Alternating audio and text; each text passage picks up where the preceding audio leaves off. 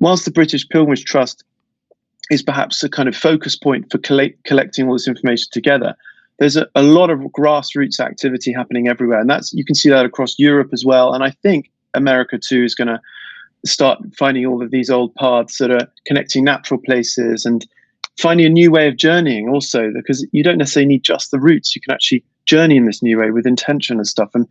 And Australia, they'll find ways of connecting with the Aboriginals, I'm sure, to find this deep connection with pilgrimage sites. So I think there's going to be this grassroots swell of connecting back to land, connecting back to the earth. I mean, we talk about it all the time in terms of protecting the planet, conserving our resources, but actually that feeling of relationship and closeness to the earth and place itself, the concept of place, I think is really starting to wake up within the human psyche.